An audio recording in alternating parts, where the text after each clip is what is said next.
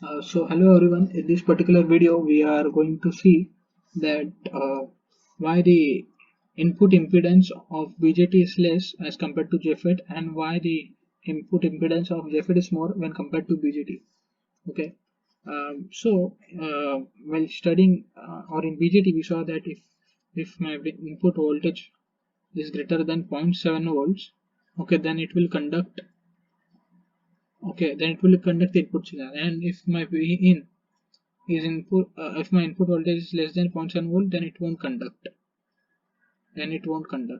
Okay, but I think this is not proper example of why the input impedance of BJT is finite or less, but still for a better understanding we can think in that sense, in this sense that if our input voltage is less than, okay, if it is less than 0.7 volt, then it will act like a good or high high input resistance.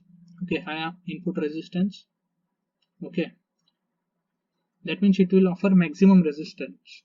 Okay, but if our input voltage is greater than 0.7 volt, then it will act like a short circuit.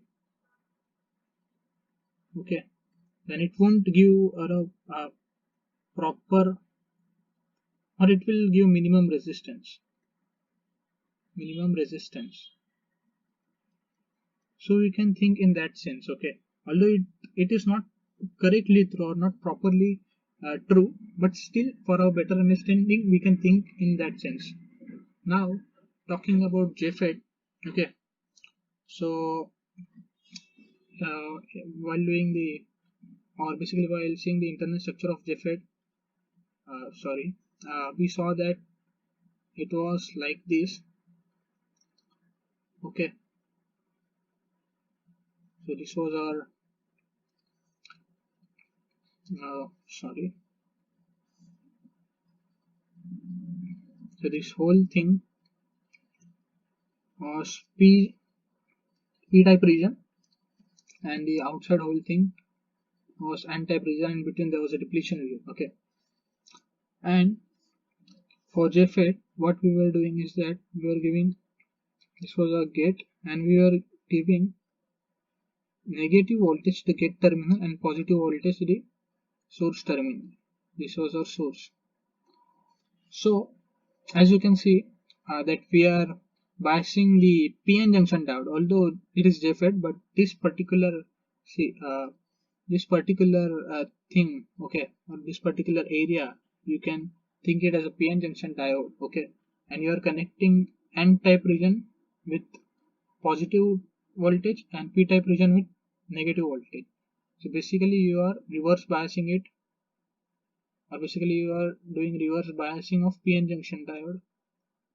Okay, you are doing reverse biasing of PN junction diode. That means your current, okay, as we saw in diode and in BJT as well, when we revise the concept of diode, that when we uh, reverse bias, or during reverse bias case, okay, the current, okay, current through the diode is zero. Okay, and by Ohm's law we know that V is equals to IR. Now since here our I is 0, okay, therefore our R is equals to V by 0. That means our R is infinite. Therefore we can theoretically we can say that for JFET the internal input impedance, or basically input impedance is maximum than BJT, or it is infinite. Okay, but practically or technically R is maximum. This R, it is maximum but finite. Okay, it is maximum but finite, like it would be around 1 mega ohms. Okay, it would be around 1 mega ohms, and therefore the current flowing through it would be around few nanoamperes. So this I would be around let's say around few nanoamperes, maybe 1, 2, whatever it will be. Okay, so I hope you understood this concept, that why the input impedance of JFET is infinite or high, and why it is finite for BJT. Okay, I hope you understood this concept. Thank you.